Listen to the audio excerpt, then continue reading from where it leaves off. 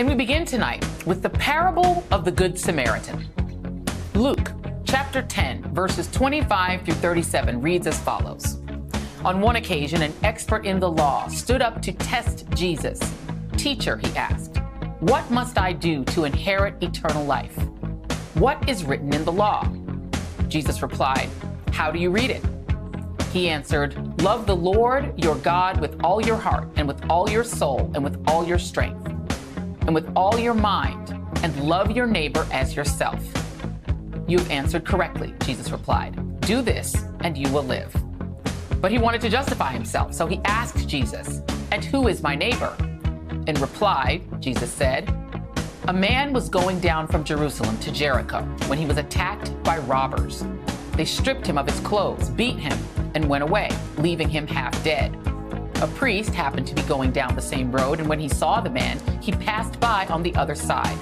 So too a Levite, when he came to the place and saw him, passed by on the other side. But a Samaritan, which by the way is an area in western Palestine, as he traveled, came where the man was, and he saw him. He took pity on him. He went to him and bandaged his wounds, pouring on oil and wine.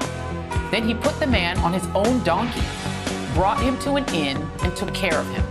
The next day he took out 2 denarii, a small sum of money, and gave them to the innkeeper. 'Look after him,' he said, 'and when I return, I will reimburse you for any extra expense you may have.'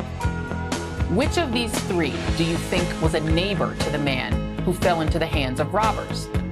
The expert in the law replied, "The one who had mercy on him." Jesus told him, "Go and do likewise." Many of us who were raised in the church learned that Bible verse in Sunday school. But apparently for Republicans, the parable actually ends with the Samaritan choking the stripped and beaten man until he lost consciousness and died.